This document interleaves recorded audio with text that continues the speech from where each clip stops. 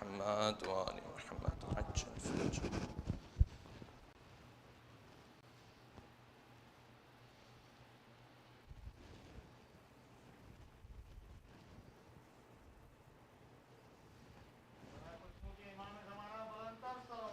اللهم صل على محمد وآل محمد عجل فرجهم.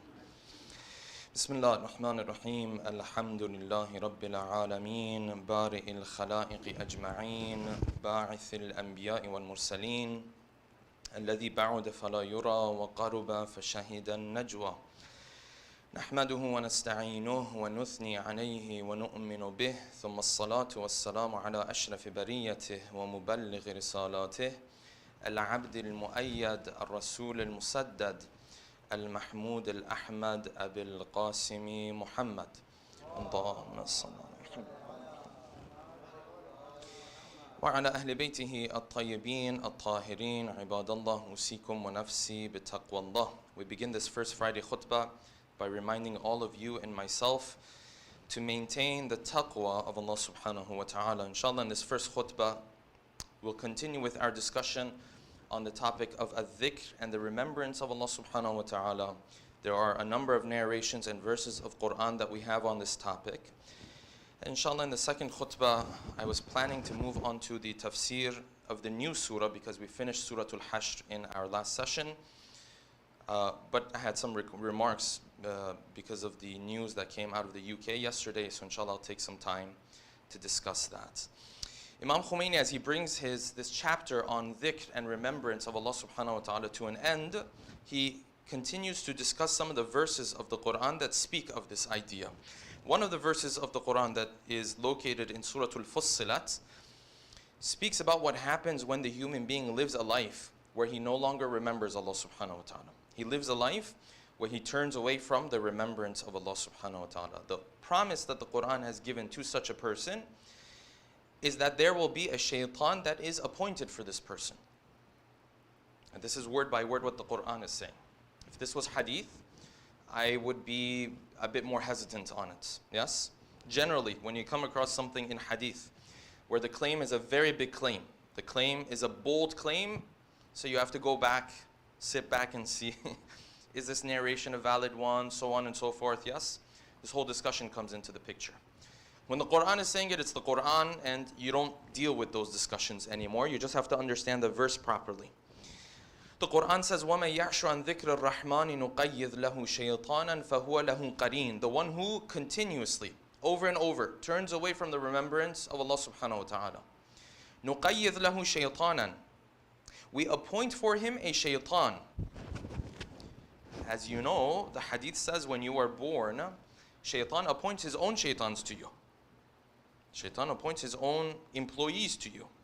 So you know, when you want to get insurance, you have a special agent. When you want to go to the doctor, you have a family doctor. You also have a family shaitan. You have a special agent from shaitan that's appointed to you. So all of the affairs that you have, all the questions that you have, any clarification you might need, he will provide to you. فَهُوَ لَهُ قَرِينٌ. And to me, God forbid, inshallah, وَإِنَّهُمْ لَيَصُدُّونَهُمْ عَنِ السَّبِيلِ. And these shaitans, what do? This person lives with this shaitan 24/7. And as he lives with this shaitan 24/7, the shaitan is doing sadd. The shaitan, every time he wants to make the right decision, tells him, no, don't make this decision. Every time he wants to do something good, he whispers in his ears, don't do this. The problem is, he doesn't realize this shaitan is living with him. He goes through his whole life, he feels like, no, these whispers, these thoughts are my thoughts. He doesn't realize there's a shaitan living with him. Until he comes to the day of judgment. When he comes to the day of judgment, then Allah subhanahu wa ta'ala shows him the reality of this shaitan. This is in the Quran, this is a continuation of the verses of Surah Fussilat. It's not hadith. This is from Surah Fussilat. So when they show up on that day, they see that shaitan that is there. They see that shaitan that was living with them. They see that shaitan that was mahshur with them. When he sees this, because the ugliness of the shaitan now presents itself, he says, Ya layta bayni wa baynaka bu'da al-mashriqayn. I don't even want to be close to you. I want to be the furthest thing away from you. But the reality is, while he was living in this world, the shaitan was with him 24/7. If Allah subhanahu wa ta'ala had changed this verse and said, listen, if you continuously disobey me without repenting, I've emphasized this so many times, this is all without repenting. When you repent, it clears up everything. Without repentance. If Allah subhanahu wa ta'ala had said, listen, if you don't repent, there's going to be a jinn with you, you and I probably take this verse a lot more seriously. Jinn? With me? No. I have to go find some dua. I have to go find some Quran. I have to do something. It's jinn. My house is now haunted. My life is now haunted. All of these things, yes? But the Quran says there's a shaitan with you, who might be a jinn, by the way, yes? But he's not the scary type of jinn who comes, and spooks. He's not spooky. Yes, he's not October 31st type of jinn. He's just jinn. He's just shaitan. He just speaks to you. Just tells you to do wrong things. You and I have no problem with this type of jinn. We welcome this type of jinn. We have no problem with him. No problem. He's not scary. Oh, no problem. If he's not scary, it's okay. I thought you were talking about the jinn that's scary. The jinn that's scary, I have to stay away from him. That one I have to really be careful about. But the ones who's not spooky, he just comes and says stuff in my ears. Sometimes he says stuff that I kind of think it's my own thoughts. So the only thing I hear him saying is what? Go and break her heart. Go say this and you'll get under his skin. Go and ruin her reputation like this. Go and ruin his reputation like this. Say this in front of his or her in-laws and you'll start something. These are things we hear. These are things shaitan says. And we hear these things and we say, oh, this is my thought. No, it's not your thought. Sometimes it might be. Sometimes no, it's someone whispered it in your ears. Because the Quran says when you turn away from the remembrance of Allah subhanahu wa ta'ala, نُقَيِّذْ لَهُ شَيْطَانًا فَهُوَ لَهُ قَرِينٌ. He becomes the person who's constantly acquainted with you.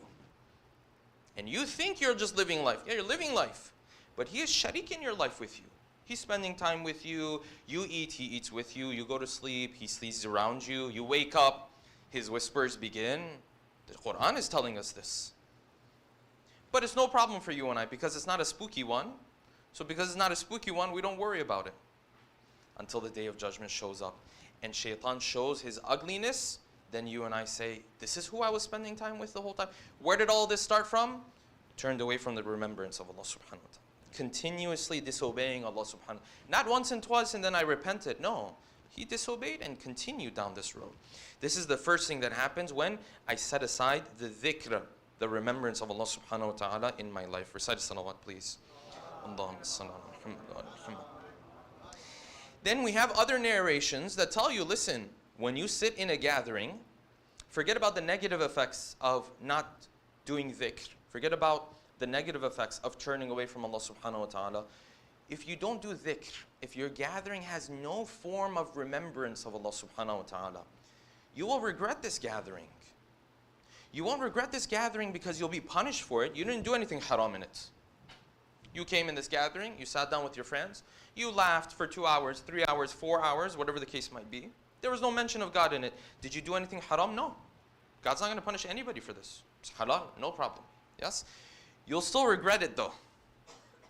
Why? Because you will regret the fact that you didn't take advantage of this opportunity to remember Allah subhanahu wa ta'ala.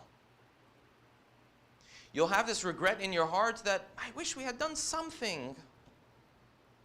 The time of Salaat came while we were in this family gathering, yes? But we never took time to pray. Is it haram to pray 2 hours after adhan, 3 hours after adhan, 4 hours? No, it's not adhan, it's not haram. No one's punish you because you prayed 4 hours after adhan. That's why you have 4 hours to pray. Because it's halal. Will you regret the idea that the remembrance of God was not part of this gathering? Yeah. This is what the narration says. The narration is from the 6th Imam, salawatullahi wa salamuhu alayhi. He says, مَا مِنْ قَوْمٍ قَعَدُوا فِي مَجْلِسٍ. There is no group of people who sit in a gathering. ثُمَّ قَامُوا, and then they get up, meaning the gathering has ended. وَلَمْ يَذْكُرُوا اللَّهِ, and they never remembered Allah subhanahu wa ta'ala. إِلَّا كَانَ حَسْرَةً عَلَيْهِمْ يَوْمَ الْقِيَامَةِ. Except that it becomes a means of regret. Not regret because there's punishment. No, this was halal. No, it's just you didn't take advantage of this opportunity. You spent hours and hours and days hanging out with people, but never as part of this hanging out was there any remembrance of Allah subhanahu wa ta'ala. Let alone if this remembrance, if this gathering turns into a gathering of sin. We're not even talking about those situations, yes? So Allah subhanahu wa ta'ala has told us in narrations, particularly when you are in gatherings, especially when those gatherings are gatherings in which others are not remembering Allah subhanahu wa ta'ala. Remember me in those gatherings. You keep me in mind in those gatherings. The narration says, it's a hadith Qudsi, Allah subhanahu wa ta'ala speaking to Isa alayhi salam. Ya Isa, O Isa, udhkurni fi nafsik. Remember me within yourself. Adhkuruka fi nafsi. I will remember you with myself. Which the meaning of is going to become clear when we go to the second line of the narration. So you remember me within yourself? Deep down you think about me? Okay, great. When you're alone, I will remember you as well. وَاذْكُرْنِي فِي مَلَائِكَ. And when you are spending time with others, in your career, in a gathering, whatever the case might be, remember me while you are in that gathering. What will I do? أَذْكُرُكَ فِي مَلَئٍ خَيْرٍ مِّن مَلَئِ الْآدَمِيِّينَ. I will remember you in a gathering publicly, a gathering that is much better than the gathering you're remembering me in. I will remember you with the prophets of God. I will remember you with the angels. I will share who you are with the people who are around me. They're definitely better than these human beings you're spending time with. أذكرك في ملأ خير من ملأ الآدميين. يا عيسى ألن لي قلبك. O Isa, make your heart soft for me. وأكثر ذكري في الخلوات. And remember me even more when you're alone. When there's no one around. When there's no one looking. There's going to come times for every single one of us where we are alone. There's no one around. There's no one to see whether you obey Allah subhanahu wa ta'ala or disobey Allah subhanahu wa ta'ala. That's where Allah subhanahu wa ta'ala is looking. That's where Allah subhanahu wa ta'ala is seeing. Is he going to obey me? And amongst this group of individuals, amongst the human beings that Allah subhanahu wa ta'ala is looking at in khalawat, at times of privacy, there is one group that Allah subhanahu wa ta'ala takes pride in more than even the other groups. If they decide to obey Him. If they decide to remember Him. Which group is that? That is the group of the youth. The shabab. Because the narration says, this young man, woman, she will find he will find himself in a situation where there is no one around him or her. But he will still decide to give preference to my desires over his or her own desires. This is always valuable. No matter what your age is, this is valuable, yes? But particularly when it happens at a younger age, Allah subhanahu wa ta'ala says what? When this young man or woman does this, I turn to my angels and I tell them, look at this young man or woman. I take pride, the hadith says, Ubahi, I take pride in this young servant of mine. Is this always valuable? It's always valuable. You're always beloved in the eyes of God if you do this. It's a big thing. But particularly when you're younger, it's significant, even more significant in those moments. So I take pride in those moments. Ya Isa, alin li qalbak. Soften your heart for me. وَأَكْثِرْ ذِكْرِي فِي الْخَلَوَاتِ. And remember me more when you are in private. Because that's the time where shaitan will remember you more. When you are in private. وَعْلَمْ. And know. أَنَّ سُرُورِي أَن تُبَصْبِسَ إِلَيْهِ. And know that I love it that you keep coming back to me. Know that I love it when you keep returning to me. وَكُنْ فِي ذَلِكَ حَيًّا. And be alive when you do this. Meaning, don't remember me when you're lazy. Don't remember me when you're barely feeling like it. No. Be lively when you do this. Do it with passion. وَكُنْ فِي ذَلِكَ حَيًّا وَلَا تَكُنْ مَيِّتًا. This is the narrations that we have on this dhikr. If someone remembers Allah subhanahu wa ta'ala and his constant goal is, I want to build a relationship with him. I want to build a connection with Allah subhanahu wa ta'ala. Even if he forgets to pray for things, even if he forgets to ask for things. You know, whenever the nights of Qadr come, what do we come with? We come with our list of du'as, right? We come with our list of hajat. And the narration says that's good. But if someone goes beyond that and is even more focused on just building a relationship with Allah subhanahu wa ta'ala, if he then comes and forgets to pray for the things that he wanted, the narration says we'll give him more than what he was going to ask for. Why? Because he was busy with something even more important than running through his list of hajat. That's not bad, that's wonderful. But if you go beyond that and you focus on, let me build a relationship with Allah subhanahu wa ta'ala, and I forget for whatever reason, I don't end up asking for any of the hajat that I need, he says, I will give you even more. The narration also from our beloved sixth Imam, Al-Imam Al-Sadiq, salawatullahi wa salamuhu alayhi.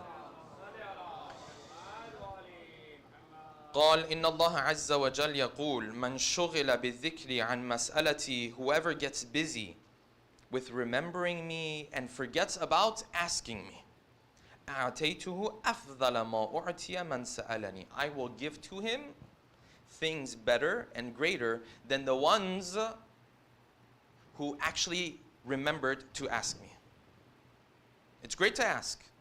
He's saying, listen, you build a relationship with me, I'll take care of it.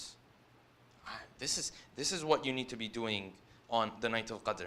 This is what you need to be doing on Arba'een. This is what we need to be doing in Muharram. Building a relationship with Allah subhanahu wa ta'ala. This relationship, of course, the manifestation is our Imam. But the core of it is Allah subhanahu wa ta'ala. Yes? Building that relationship is the most powerful. When they say, do this dhikr, remember Allah subhanahu wa ta'ala here, yes, the basic superficial level of it is, I do this dhikr because of the reward that's mentioned in the hadith. And you will get that reward. But the deeper layer is what? He wants to build a relationship with you. So do it. You will get that reward. But aim higher than just this small reward. Aim to build a relationship with him. أقول قولي هذا وأستغفر الله لي ولكم. أعوذ بالله من الشيطان الرجيم. بسم الله الرحمن الرحيم. قل هو الله أحد الله الصمد لم يلد ولم يولد ولم يكن له كفوا أحد. اللهم صل على محمد. اللهم صل على محمد. اللهم صل على محمد. بسم الله الرحمن الرحيم. الحمد لله رب العالمين. أثني عليه حامدا وأذكره مسبحا. ثم أصلي وأسلم على نجيبه وجليله وحافظ سره الذي سمي في السماء بأحمد وفي الأراضين بأبي القاسم محمد. اللهم صل على محمد. اللهم صل وسلم على علي أمير المؤمنين وفاطمة الزهراء سيدة نساء العالمين وعلى سبطي نبي الرحمة وإمامي الهدى الحسن والحسين سيدي شباب أهل الجنة وعلى علي بن الحسين ومحمد بن علي وجعفر بن محمد وموسى بن جعفر وعلي بن موسى ومحمد بن علي وعلي بن محمد والحسن بن علي والخلف الهادي المهدي حججك على عبادك وأمنائك في أرضك. صلوات. اللهم صل على محمد. اللهم اغفر للمؤمنين والمؤمنات. عباد الله أوصيكم ونفسي بتقوى الله. We begin the second khutbah by reminding all of you and myself to maintain the taqwa of Allah subhanahu wa ta'ala.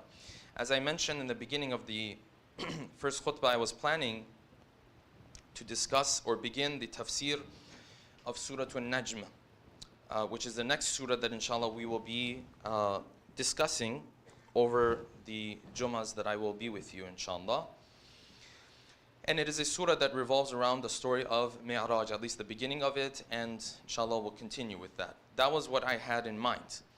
And of course, we received some very sad news out of the United Kingdom yesterday. This sad news is not the sad news that most people are thinking of. The sad news is not the passing of the Queen. The sad news is the response of Muslim communities, Shia communities, and the endearment and the honoring and the admiration of a monarch who's passed away. This is the sad news.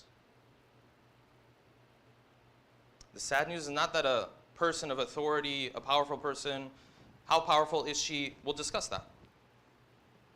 That's not the sad news. The sad news is the way the Shia community responded to this. And so you found messages with regards to the passing of a character, a figure of authority, who's had a reign of almost 70 years, roughly 70 years, a little over 70 years. And some of them said, we are saddened by the news of her Royal Highness, Queen Elizabeth, and we send condolences to King Charles III. May Allah bless her for her dedication and grace with which she served our nation.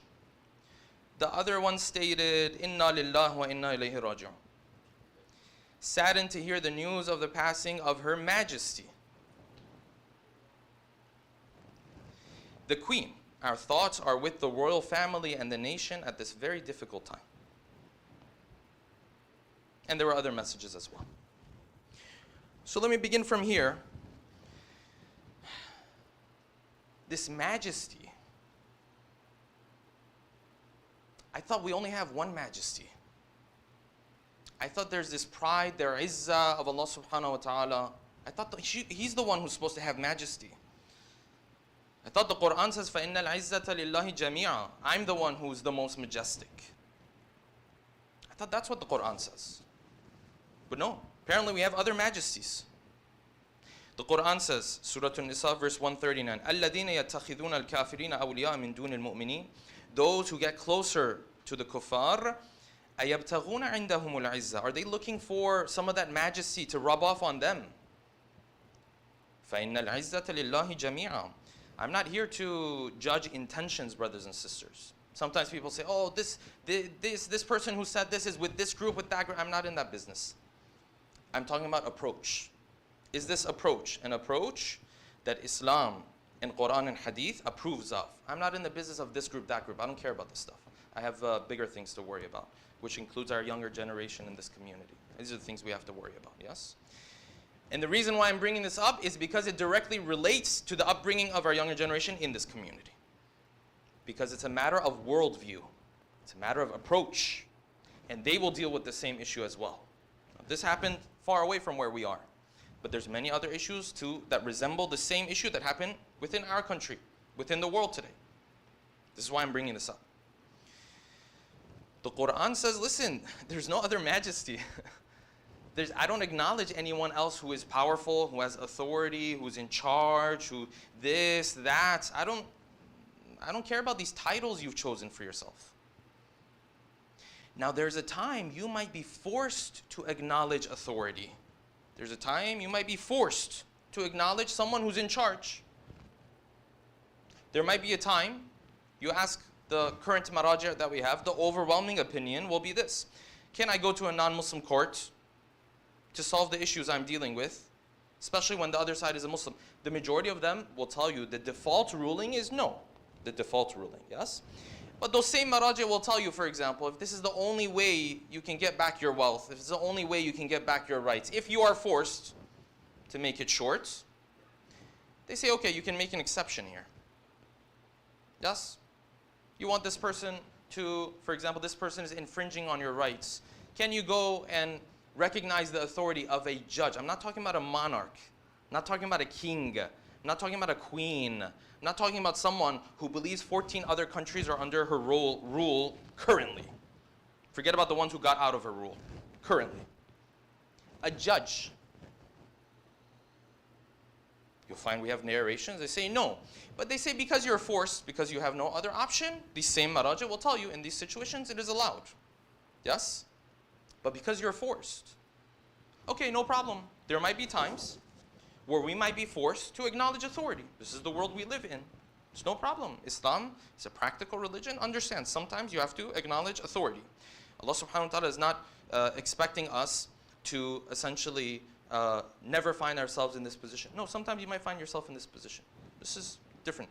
But when you're not forced, but when you're not in a position where you have to do something, when you're not in a position where you are forced to show signs of endearment, respect, this person was our role model.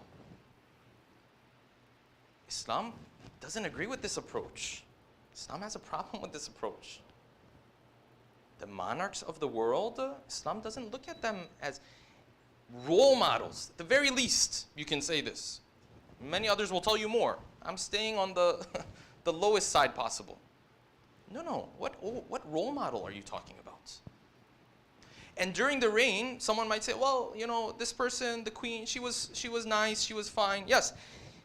As we always say, your actions speak louder than your words. And your actions speak louder than what PR agencies do for you. Go and look in her reign. What has happened? What was the role of Britain over the past 70 years? Was it a role of bringing peace to societies? Was it a role of bringing prosperity to societies? No. Far from that. Far from that. What did they do in Afghanistan? What did they end up doing in Iraq? What did they do in many other countries? No, there were war crimes that were done. Yes, you and I were not on the receiving end of these war crimes, because we don't live in that part of the world. You and I weren't on the receiving end, but God help us if we end up on the receiving end of these war crimes. Then your perspective and my perspective is going to be very different from saying Her Majesty was a role model. It's going to be very different. When Her Majesty's troops come, knock down the doors, and your women and children are vulnerable, and your women and children are at the mercy of Her Majesty's troops, then the discussion is going to be completely different.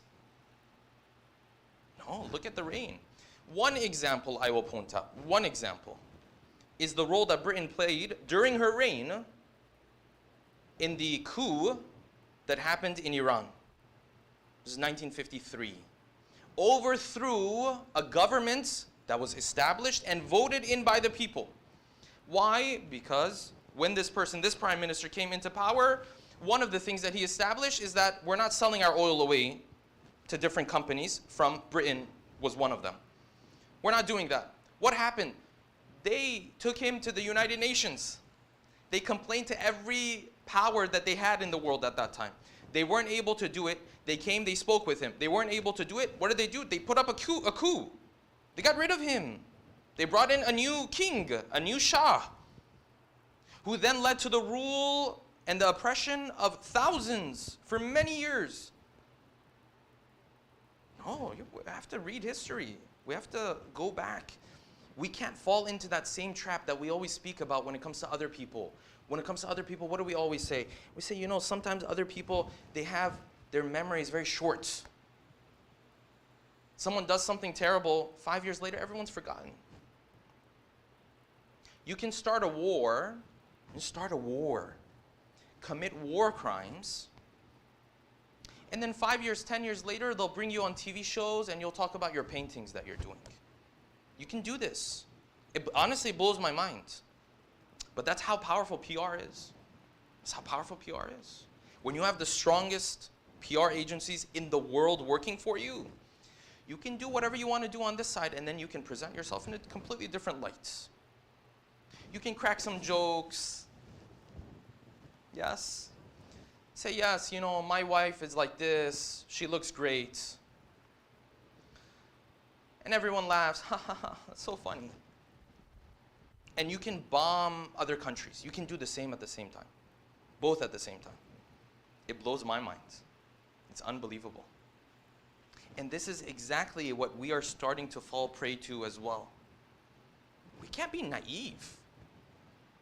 And the reason why I bring this up is because this next generation needs to hear this.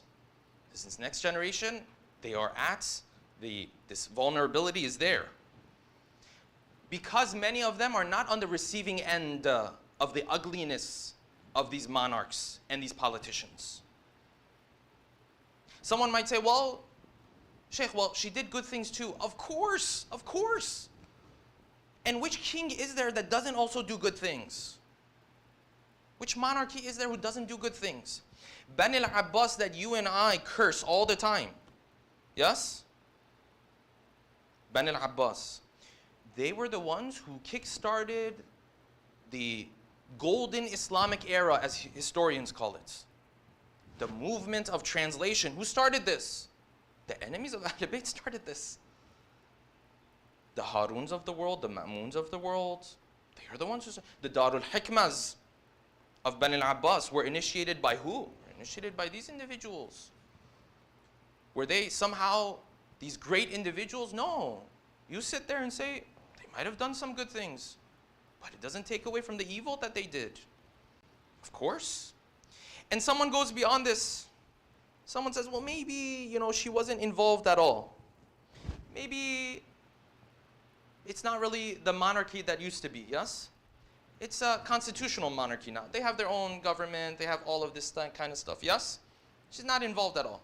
So when the government goes to war for information that turned out to be incorrect, it wasn't her responsibility, yes? And when the government sides with people who are bombing innocents in Yemen, it's not her fault. And when Gaza is bombed and the government sides with the side that is bombing Gaza, it's not her fault. And when they want to give prizes and appoint as knights individuals who were part of these war crimes, it's not her fault. She has no responsibility. Well, it seems like she wasn't a queen. It seems like she was a hostage in the palace. It seems like she had nothing, no authority. I'm not here to convince you of either side. Doesn't matter to me much. If she was this hostage who had no authority, then please tell me why the admiration for 70 years of reign? If she had no authority, she was just like any other employee, why the admiration? Why the mashallah, subhanallah? Why the, oh my God, you are so amazing? Either she played a role, she didn't play a role, yeah? Yes, of course. When you look at the laws, and this is taken from the website of the royal family, they will say that, listen, she's not the one who makes all these decisions. The monarch undertakes constitutional and representative duties. And then it continues, and it says, yes, she, for example, is head of nation.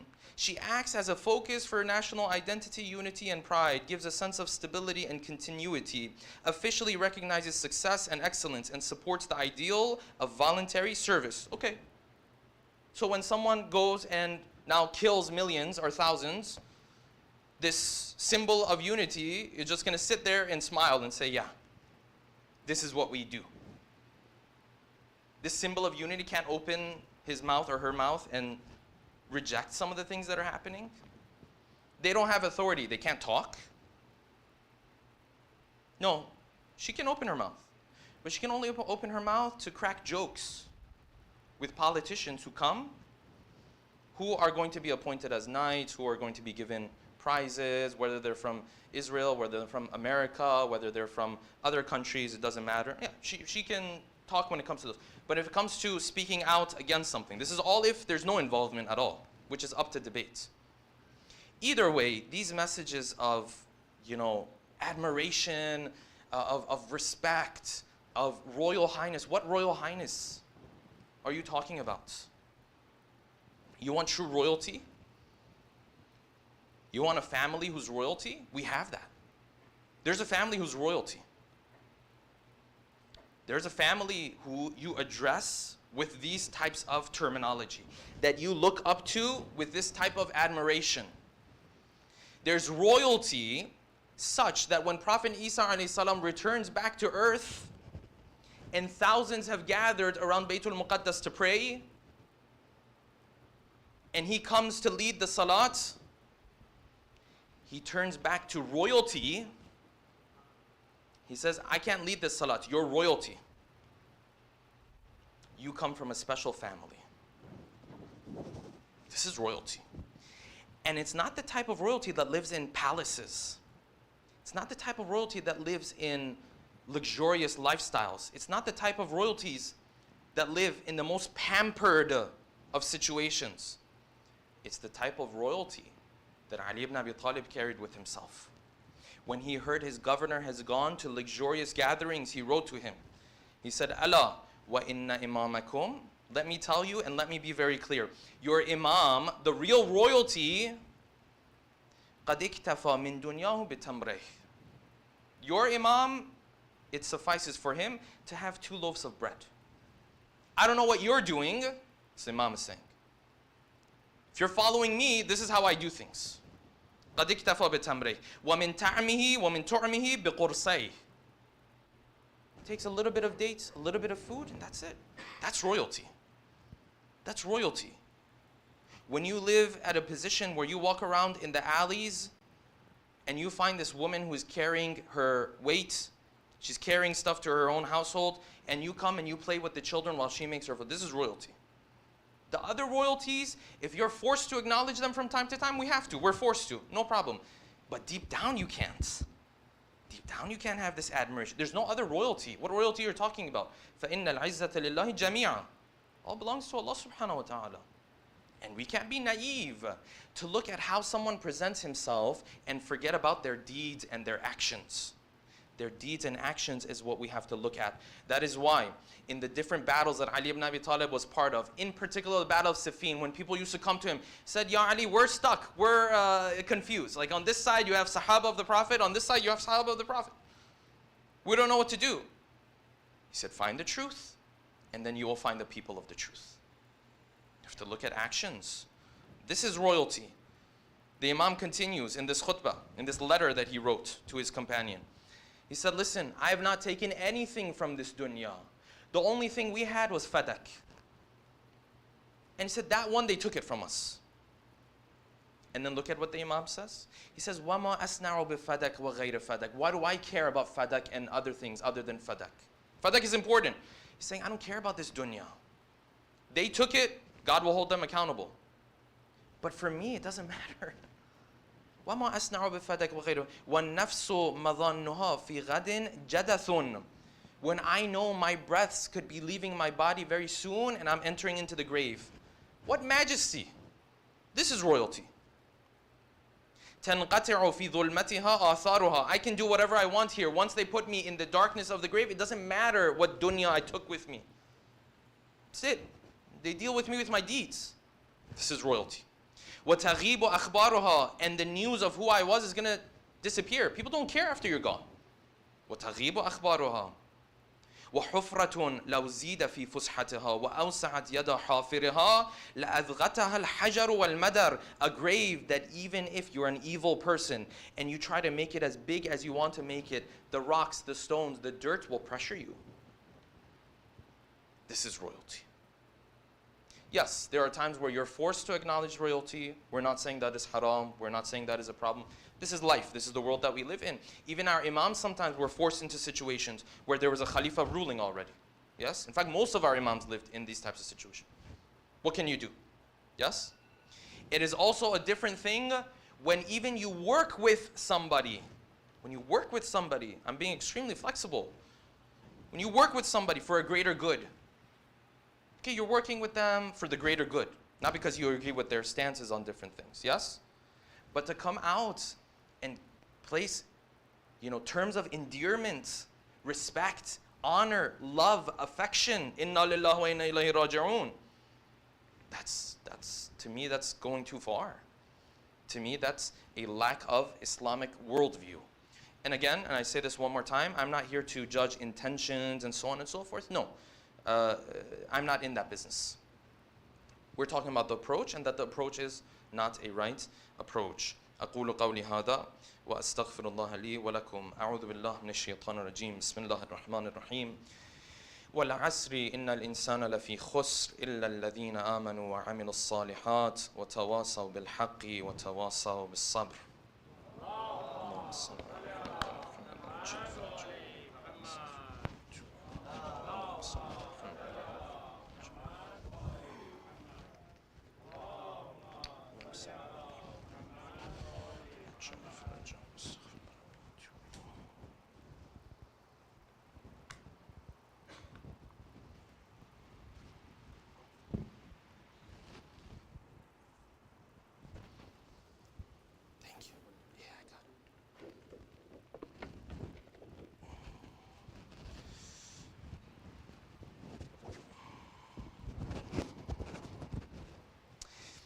الله أكبر الله أكبر.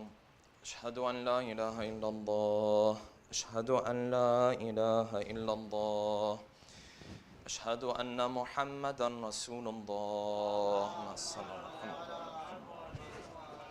أشهد أن محمدا رسول الله.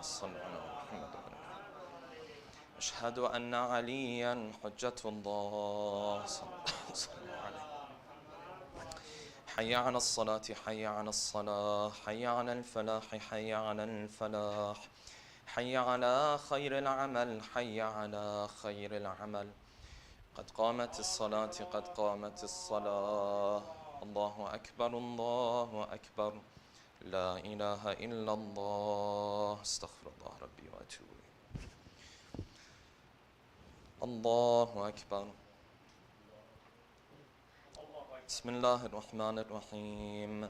الحمد لله رب العالمين الرحمن الرحيم مالك يوم الدين إياك نعبد وإياك نستعين اهدنا الصراط المستقيم صراط الذين أنعمت عليهم غير المغضوب عليهم ولا الضالين. بسم الله الرحمن الرحيم. يسبح لله ما في السماوات وما في الأرض الملك القدوس العزيز الحكيم. هو الذي بعث في الأميين رسولا منهم يتلو عليهم آياته ويزكيهم ويعلمهم الكتاب والحكمة وإن كانوا من قبل لفي ضلال مبين. وآخرين منهم لما يلحقوا بهم وهو العزيز الحكيم. ذلك فضل الله يؤتيه من يشاء والله ذو الفضل العظيم. مثل الذين حملوا التوراة ثم لم يحملوها كمثل الحمار يحمل أسفارا بئس مثل القوم الذين كذبوا بآيات الله والله لا يهدي القوم الظالمين. قل يا أيها الذين هادوا إن زعمتم أنكم أولياء لله من دون الناس فتمنوا الموت إن كنتم صادقين ولا يتمنونه أبدا بما قدمت أيديهم والله عليم بالظالمين. قل إن الموت الذي تفرون منه فإنه ملاقيكم ثم تردون إلى عالم الغيب والشهادة فينبئكم بما كنتم تعملون. يا أيها الذين آمنوا إذا نودي للصلاة من يوم الجمعة فاسعوا إلى ذكر الله وذروا البيع ذلكم خير لكم إن كنتم تعلمون.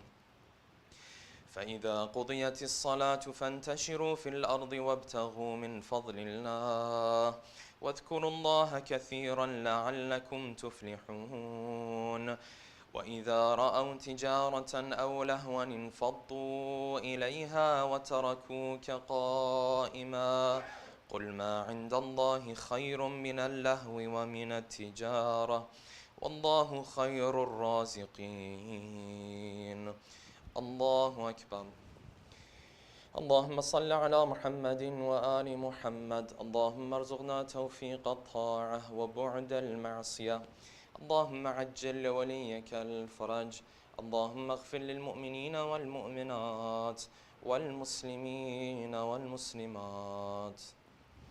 الله أكبر. سبحان ربي العظيم وبحمده سمع الله لمن حمده. الله أكبر. سبحان ربي الأعلى وبحمده. الله أكبر. الله أكبر. سبحان ربي الأعلى وبحمده. الله أكبر. بحول الله وقوته أقوم وأقعد. بسم الله الرحمن الرحيم. الحمد لله رب العالمين الرحمن الرحيم مالك يوم الدين إياك نعبد وإياك نستعين اهدنا الصراط المستقيم صراط الذين أنعمت عليهم غير المغضوب عليهم ولا الضالين. بسم الله الرحمن الرحيم. قل هو الله أحد الله الصمد لم يلد ولم يولد ولم يكن له كفوا أحد. الله أكبر. سبحان ربي العظيم وبحمده سمع الله لمن حمده. اللهم صل على محمد وآل محمد. اللهم ارزقنا توفيق الطاعة وبعد المعصية. اللهم عجل لوليك الفرج. اللهم اغفر للمؤمنين والمؤمنات والمسلمين والمسلمات. الله أكبر. سبحان ربي الأعلى وبحمده. الله أكبر. الله أكبر. سبحان ربي الأعلى وبحمده. يا لطيف ارحم عبدك الضعيف. الله أكبر. بسم الله وبالله الحمد لله. أشهد أن لا إله إلا الله وحده لا شريك له وأشهد أن محمدا عبده ورسوله. اللهم صل على محمد وآل محمد. السلام عليك أيها النبي ورحمة الله وبركاته. السلام علينا وعلى عباد الله الصالحين. السلام عليكم ورحمة الله وبركاته. الله أكبر. الله أكبر. الله أكبر. الله وملائكته يصلون على النبي يا أيها الذين آمنوا صلوا عليه وسلموا تسليما. اللهم صل على محمد وآل محمد. اللهم صل على محمد وآل محمد.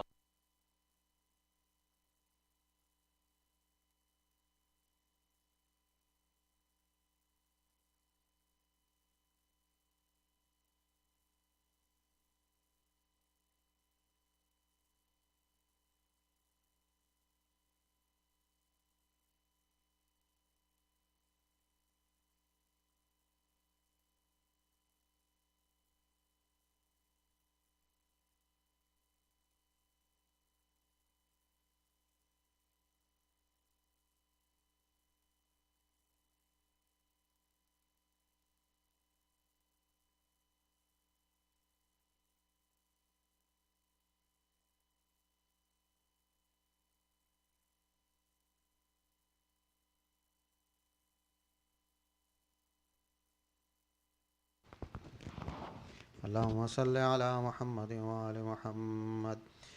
بسم الله الرحمن الرحيم. لا إله إلا الله العظيم الحليم. لا إله إلا الله رب العرش الكريم. الحمد لله رب العالمين. اللهم إني أسألك موجبات رحمتك وعزائم مغفرتك والغنيمة من كل بر والسلامة من كل إثم.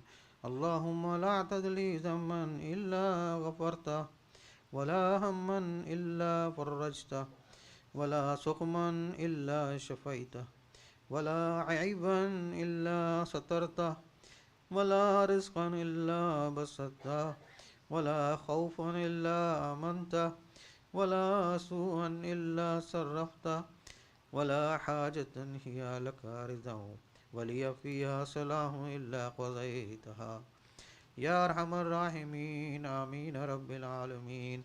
وصل اللهم على محمد وآل محمد.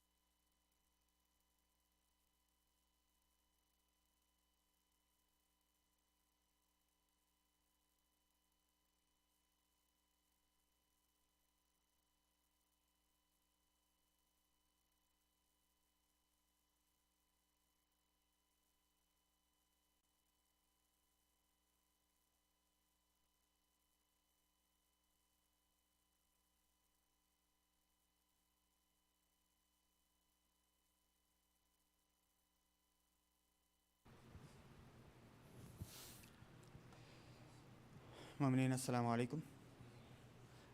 Just a couple of announcements regarding programs this weekend and weekend after this weekend.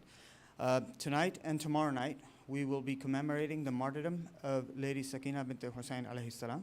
Allahumma salli ala Muhammad wa ala Muhammad wa ajil farajan. We will be having programs tonight and tomorrow night to commemorate this occasion. We will be having speeches by Sheikh Amin Rastani, and the programs tonight and tomorrow night will begin at 6:30 p.m. inshallah. They will end with Matam Dari and Salaat al-Maghrib, and niyaz will be served, to-go niyaz will be served after the programs as well. We do also have Urdu Majalis here at CFK tonight and tomorrow night, 9 p.m., hosted by Dr. Akbar Rizvi in collaboration with Anjuman and Sher Khuda. And the Majlis will be recited by Maulana. The Majlis will be recited by Maulana Kalbi Abbas, thank you. And we'll finish, and the program will conclude with Matam Dari and Ziyarat. Niyaz will be served after the program. Inshallah, next weekend, we will have the commemoration of Chahlum Arba'in Imam Hussain alayhi salam. Allahumma salli ala Muhammad wa ala Muhammad. Here at CFK, we will have two programs, Friday night and Saturday night, and we will have speeches by Sheikh Mahdi, inshallah, for both these programs. We also have Amal Arba'in scheduled for Saturday before the program, and a detailed schedule for the upcoming weekend will be sent out on our WhatsApp group, inshallah. As always, all program details, event details are posted on our webpage, cfkdfw.org, and on our WhatsApp group. I would like to thank all our sustaining members, donors, volunteers, and program sponsors for all your contributions that make all of these programs possible here at CFK. If you are not a member, please consider becoming one by contacting our membership director, Brother Asif Patel. For opportunities to donate, sponsor programs, or help behind the scenes, please speak to myself or any of the volunteers. Let us now recite a Surah Fatiha for the marhumeen of today's niyaz sponsors: Marhum Mukhtar Ali Makhraj, Marhuma Rubab Bano bint Haji Naji, Marhum Shabab Ali Ghulam Hussain, and the marhumeen of Brother Sadiq Makhraj and family. Let us include our marhumeen and the marhumeen of the Ummah as well. Bismillahir Rahmanir Rahim. Alhamdulillah Rabbil Alameen.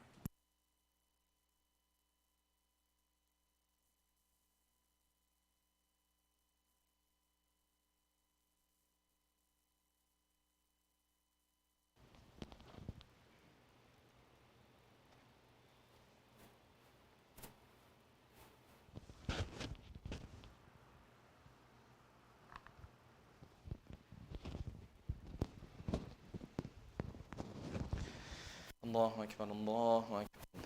Ashhadu an la ilaha illallah. Ashhadu an la ilaha illallah. Ashhadu anna Muhammadan Rasulullah. Ashhadu anna Muhammadan Rasulullah. Ashhadu anna Aliyan Hujjatullah. حي على الصلاة حي على الصلاة حي على الفلاح حي على الفلاح حي على خير العمل حي على خير العمل قد قامت الصلاة قد قامت الصلاة الله أكبر الله أكبر لا إله إلا الله استغفر الله ربي وأتوب إليه الله أكبر بسم الله الرحمن الرحيم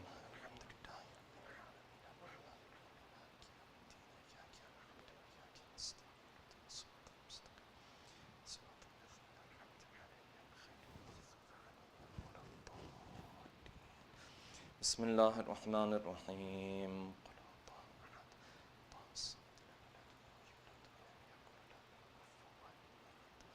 الله أكبر سبحان ربي العظيم وبحمده سمع الله لمن حمده الله أكبر سبحان ربي الأعلى وبحمده الله أكبر الله أكبر سبحان ربي الأعلى وبحمده. الله أكبر. بحول الله وقوته أقوم وأقعد. بسم الله الرحمن الرحيم.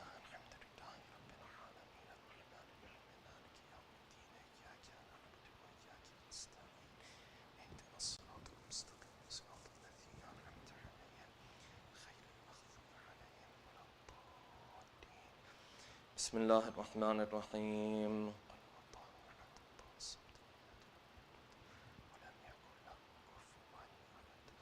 الله أكبر. اللهم صل على محمد وآل محمد. اللهم ارزقنا توفيق الطاعة وبعد المعصية. اللهم عجل لوليك الفرج. اللهم اغفر للمؤمنين والمؤمنات والمسلمين والمسلمات. الله أكبر. سبحان ربي العظيم وبحمده. سمع الله لمن حمده. الله أكبر. سبحان ربي الأعلى وبحمده. الله أكبر. الله أكبر. سبحان ربي الأعلى وبحمده. الله أكبر. أشهد أن لا إله إلا الله وحده لا شريك له، وأشهد أن محمدا عبده ورسوله. اللهم صل على محمد وآل محمد وتقبل شفاعته وارفع درجته. بحول الله وقوته أقوم وأقعد. سبحان الله والحمد لله ولا إله إلا الله. سبحان الله والحمد لله ولا إله إلا الله. لا إله إلا الله. الله أكبر. سبحان ربي العظيم وبحمده. سمع الله لمن حمده. الله أكبر. سبحان ربي الأعلى وبحمده. الله أكبر. الله أكبر. سبحان ربي الأعلى وبحمده. الله أكبر. بحول الله وقوته أقوم وأقعد. سبحان الله والحمد لله ولا إله إلا الله. سبحان الله والحمد لله ولا إله إلا الله. الله أكبر. سبحان ربي العظيم وبحمده. سمع الله لمن حمده. الله أكبر. سبحان ربي الأعلى وبحمده. الله أكبر. الله أكبر. سبحان ربي الأعلى وبحمده. يا لطيف ارحم عبدك الضعيف. الله أكبر. بسم الله وبالله الحمد لله. أشهد أن لا إله إلا الله وحده لا شريك له، وأشهد أن محمدا عبده ورسوله. اللهم صل على محمد وآل محمد. السلام عليك أيها النبي ورحمة الله وبركاته. السلام علينا وعلى عباد الله الصالحين. السلام عليكم ورحمة الله وبركاته. الله أكبر. الله أكبر. الله أكبر. إن الله وملائكته يصلون على النبي يا أيها الذين آمنوا صلوا عليه وسلموا تسليما. اللهم صل على محمد وآل محمد. اللهم صل على محمد وآل محمد. اللهم صل على محمد. لا إله إلا الله. لا إله إلا الله. لا إله إلا الله.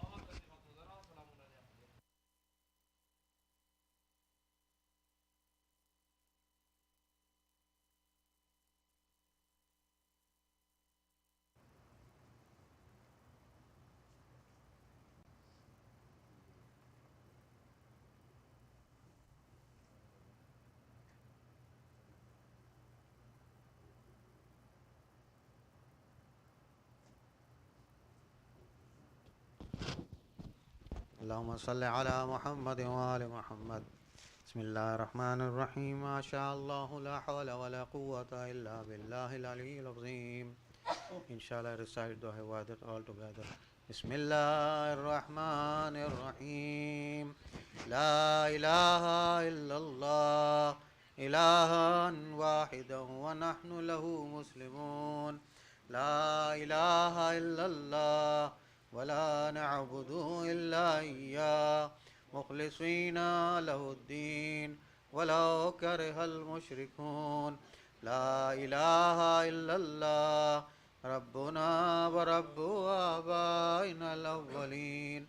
لا إله إلا الله وحده وحده أنجز وعده ونصر عبده وعز جنده وهزم الأحزاب وحده.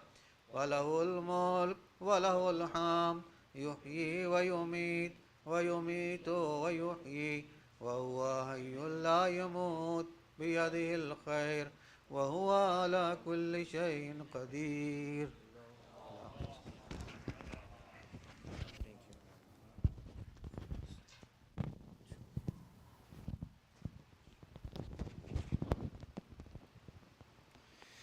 اللهم صل على محمد وآل محمد. السلام عليك يا رسول الله. السلام عليك يا حبيب الله. السلام عليك يا أمير المؤمنين علي بن أبي طالب. السلام عليك يا فاطمة الزهراء سيدة نساء العالمين. السلام عليك يا حسن المجتبى. السلام عليك يا أبا عبد الله الحسين. السلام على 9 المعصومين من ذرية الحسين. السلام عليك يا صاحب العصر والزمان. السلام عليك يا خليفة الرحمن. السلام عليك يا إمام الإنس والجان ورحمة الله وبركاته. السلام عليكم يا أهل بيت النبوة جميعا.